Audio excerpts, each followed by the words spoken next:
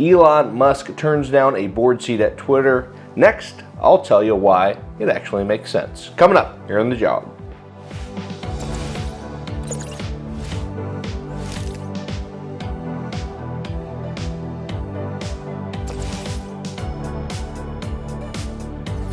Hi folks, Alex Klingelhoeffer here with Exencial Wealth Advisors. It is 7:54 here in the middle part of the country on Monday. It is April 11th, 2022. Here's your morning jog around the economic headlines of the world. I want to start off with Elon Musk just this morning officially declining that board seat he was offered at Twitter last week. Elon saying no to Twitter on a go-forward basis. Why would Elon, who is now the biggest shareholder of the social media company, say, I'm not going to be on the board? I don't want to have any direct control. Well, see, Elon likes to tweet. And when he likes to tweet, it generally affects markets. In fact, he's still sort of working out a 2018 investigation by the SEC over somewhat manipulating Tesla's stock price with his tweets. If Elon is a board member, that makes him a fiduciary of the company. If you're a fiduciary of the company, you have to act in the best interest of the company and all of the other shareholders of the company. If you tweet something that may cause the stock price to go down, that could be considered a breach of your fiduciary duty, and if so, could bring about legal action. Elon already has lots of sway within Twitter, being the largest shareholder and being such a public figure. Being a board member only adds more risk. He can call the CEO up whenever he wants. It does no good to have an official board seat when it only adds additional fiduciary risk. I think, once again, he played it exactly right.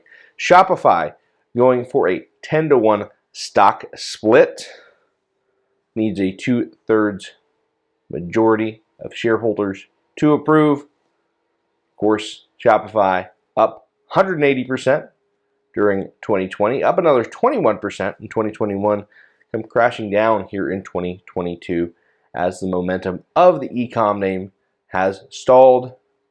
So what do? Let's split the stock. That always seems to work, attract additional investors into the name. Now, I think Shopify has done a tremendous job over the last couple of years, creating everyone they can be a creator and open up their own store. Done a really wonderful job executing on their vision. When I see stock splits of companies that have gone down 50%, kind of leads me to wonder, are you just trying to ignite some retail buying for your name? Is this really the best time to make this move? We'll have to wait and see on that one. Last but not least, before we get you off to a nice Monday, NIO, the electric car maker in China, is boosting the prices of their cars by 10,000 yuan. That's about $1,600, saying that raw input costs are just getting out of hand, squeezing their margins. Stock down about 10% on the news in Hong Kong. Listen, if you're starting to see low-cost manufacturers get squeezed, you really want to look at the premium names, the ones that can continue to have pricing power in the electric vehicle space. Those are going to be your winners, the folks with lower margins at the bottom end of the electric car tier, not going to do as well when inflation and commodity costs soar.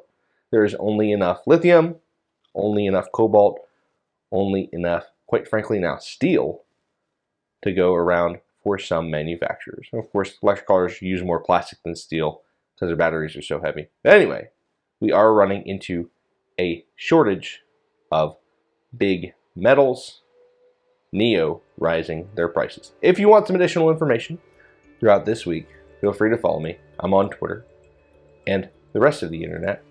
Until then, hope you and your family have a really good rest of your week. I am